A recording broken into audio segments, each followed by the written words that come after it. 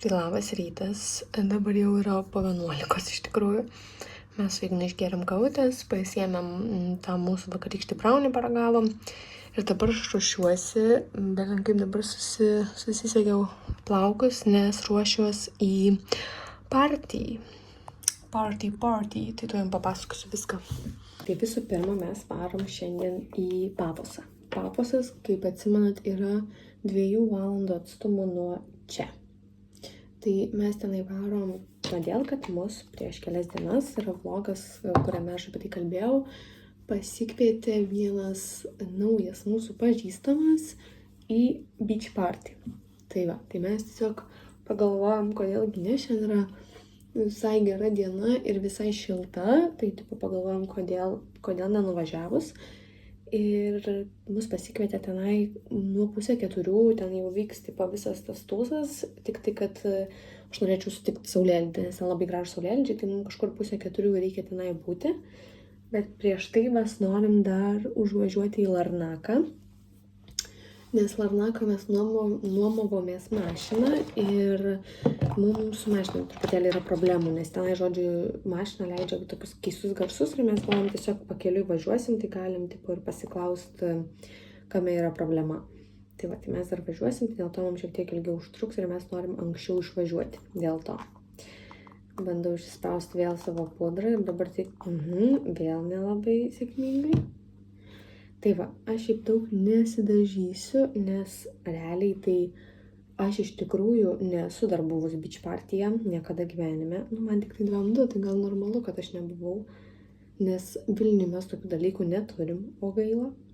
Tai dabar mano bus toksai pirmas beach partys. Gal buvo tokie nerimti, žinot, o čia jau toks, kur visi ruošiasi, visi varo ir aš net nežinau, kaip reikia būti apsirengusiam tenai. Man uodas įkando, aš dabar jį ką tik nustavau, bet man grinai turėjo uodas įkąs būtent šią naktį. Tai varom 3:30, dar sakau, prieš tai važiuosim į Larnaką. Tikiuosi, mums pakeis automobilį, arba bent jau pasakys, kad viskas čia yra gerai, galite vairuoti toliau.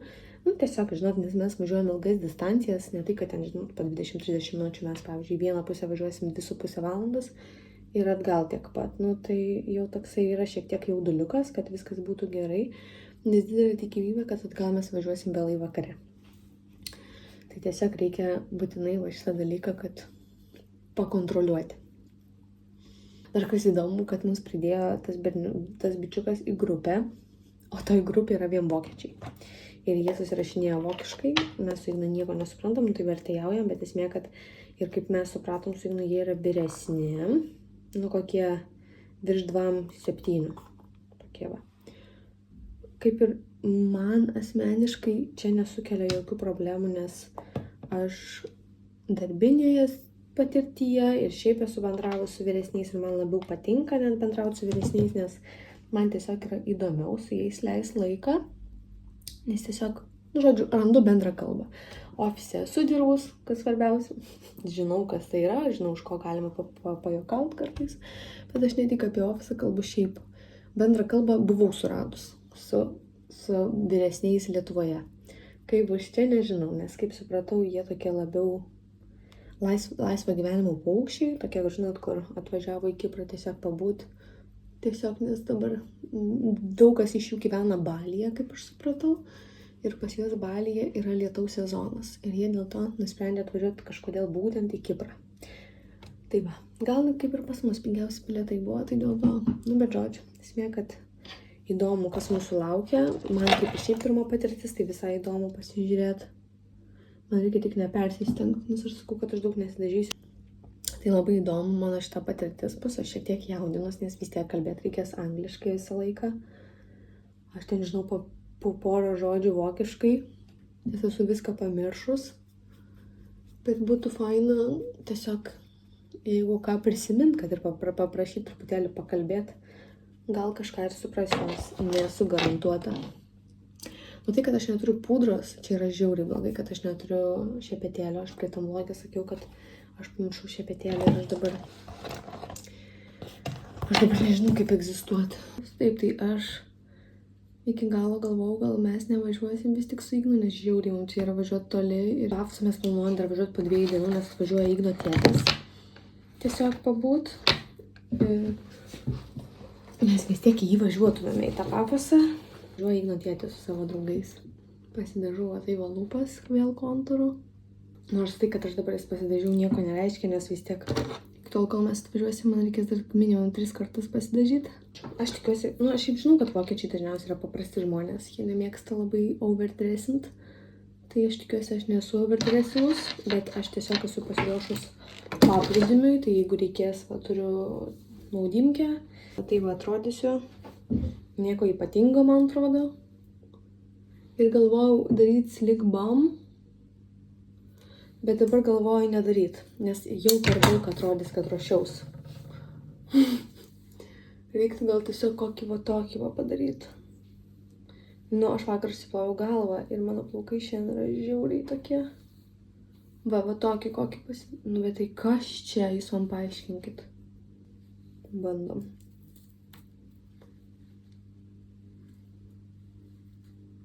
Aš dar turiu va tokį va dalyką. Fuck. Galiu šiek tiek čia taip paturbint, bet čia jau reikės daryti prieš pat išvažiavimą. Va čia tiesiog šiek tiek. O dar iš žinių, tai naktį, žinokit, man atrodo, kad katinam dabar prasidėjo ruja. Ir čia yra tiesiog, aš atsikeliu naktį kokią 3 ryto, 4 ryto. Ir aš girdžiu, kaip garsiai kniaukia, vos ne rėkia katinai. Aš pagalvojau, kad čia yra iš pradžių vaikai, bet galvoju, ne, bet naktį vaikai, gal kaimynų vaikai, aš nežinau. Bet kad taip rėktų, aš dar nesu niekada girdėjus. Tokiem atvejam aš visą laiką turiu earplugs, kad tiesiog jeigu ką, nes aš labai taip negiliai miegu dažniausiai ir viską girdžiu. Bet žinokit, man net per juos girdėjus, kaip garsiai kniaukia, tai realiai kokią valandą kniaukia ir tada man pusvalandį, toks visai ilgokai. Ir tada užmigau ir šiandien ryte iš vis pamiršau ir sakau, blem, žinok, kažkas čia naktį šiandien vyko ir papasakau, man sako, jo, aš jau galvau, čia mano sapne kažkas darosi. Ten sako, iš vis taip garsiai, nes mes gal dėl to, kad antram aukšte čia viskas girdis, o tie katinai grinai po mūsų balkonų, man atrodo, kažkur buvo. Nes jie čia dažnai būna, nes čia saulė diena ir jie tiesiog šitoj vietoj būna dažniausiai. Tai va, tai dar tokia istorija. Ką, hebrytė, mes išjudėjom jau iš namų, dabar yra po 1, man reikia užvažiuoti dabar į Larnaką, kaip ir jau minėjau, ir tada važiuosim jau tiesiai į Pafosą. Tai labai įdomu, kaip bus jam vaibas šiandien. Labai man nepaklusnus mano plaukai, aš vis tik nieko su jais nepadariau, nes nespėjau, nes realiai valgiau ir vėliau greitai dar turėjau padaryti porą dalykėlių dėl darbo. Tai va, ir galvoju, kad reikia mūsų įgant dar žodžiuoti parduotuvę šiaip kažkokius snacksų paimti.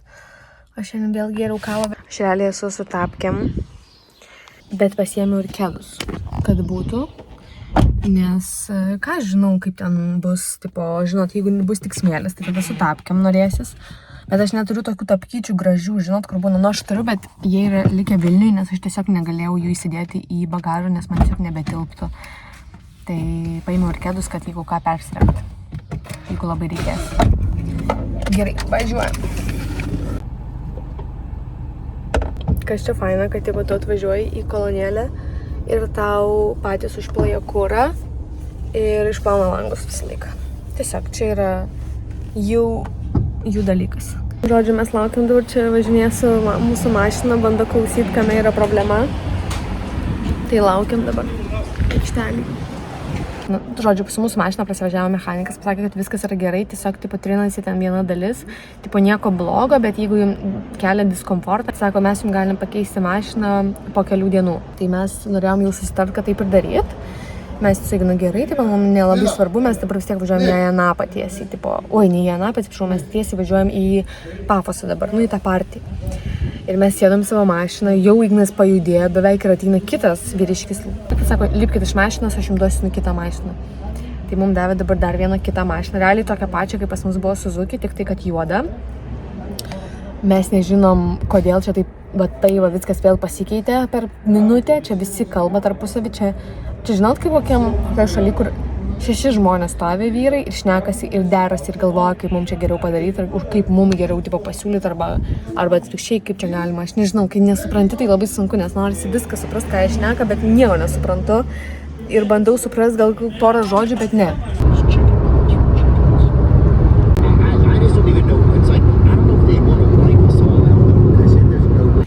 Gerai, žinokit, tai ką norėjau jums papasakoti. Tai mes jau atvažiavom į vietą. Čia yra toksai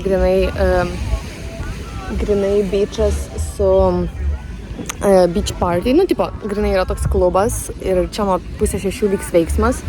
Ignas dabar nuvarė pažaisti tinklinį su ta kompanija, nes tiesiog tipo, ten buvo 2-3 ir reikėjo dar vieno žmogaus. Tai paėmė Igną. Aš dabar geriu kavą už tai ramiai, nes man Ignas užsakė kavos, aš geriu kavą savo. Žiūrėkit, kokiu vaizdu. Aš dar vis negaliu patikėti, kad mūsų su Ignu gyvenimas taip pasikeitė per... Mes esam čia paskaičiavom lygiai 9 dienas. Mes esam čia lygiai 9 dienas. Ir tik dabar mes realiai, tipo, pabandėm, nuvažiavom į vietą, kur mama buvo... Nu, jam tai nesvarbu, bet man yra labai nekomfortiška šiaip pažindinti su žmonėm kitų šalių, nes aš, pavyzdžiui, galiu susipažinti, kad ir su tais lietuviais, nes aš jau turiu bendrą kalbą, mes turim bendras mintis, mes augom vienodai, panašiai. O kai tu bendrauji su užsieniečiais, jie vis tiek yra skirtingi. Dar mes nežinojom, kokie jie. Žinau, kad jie susirašinėja vokiškai, tai gal jie yra vokiečiai. Tai ką tik atėjom čia ir iš karto susipažinom su mergina, kuri čia sėdėjo. Jinai yra vokietė ir jinai pasirodė man žiauriai miela. Mes iš karto pradėjom bendrauti, šnekėti, labai open-minded, kas man patinka. Ir tada aš supratau, kad gal vis tik žmonės, šiaip žmonės, kurie keliauja, kurie gyvena skirtingose šalyse, jie yra labiau atviri tiesiog bendravimo prasme, kad tipo, jiem yra paprasčiau užmegzti pokalbį, paprasčiau pakalbėti, pabendrauti. Tai va, tai ką aš norėjau papasakoti, tiesiog žmonės yra labiau atviri, labiau tokie open-minded ir tada gal tiesiog ir paprasčiau yra pažindintis, nes tiesiog žmonės iš savęs yra tokie ir labai keista su tokiais bendrauti, nes su tokiais žmonėmis, kurie yra labai atviri pokalbiui, labai tokie tiesiog labai tokie easy going, tu su jais jautiesi tas, kuris labiau yra toksai užspaustas. Nu, aš nežinau, man atrodo, mūsų apskritai visuomenė Lietuvoje, jinai labai stipriai užspausta. Tiesiog daug yra tokių minčių, visokių prieš kalbant ir taip toliau. Nu, visą laiką daug minčių ir tu visą laiką galvoji, ką pasakyti, kaip pasakyti, o čia yra toksai atsipalaidavimas kažkoks. Tiesiog connection kūrimas ir visiškai chillas. Nu, pavyzdžiui, jinai greitai papasakoja, kad jie planuoja kitais metais čia gyventi visi kartu, nauji draugai, tarp jų yra kažkokia lietuvė viena, Raminta, kaip pasakė vardą Raminta, tai mes supratom, kad lietuvė. Įdomu susitikti, įdomu pabendrauti ir jie sako, kad jie varys gyventi atskirai mėnesį arba 2 į Kiprę, o šiaip dauguma iš jų gyvena Balyje. Nu, jų ten yra namai. Bet jie yra visi, kaip supratau, vokiečiai, bet jie gyvena Balyje. Ir dabar dėl to, kad Balyje yra lietaus sezonas, jie sugalvojo atvažiuoti čia ir tiesiog leisti laiką čia. Jie dirba nuotoliu, daro darbus. Living their lives.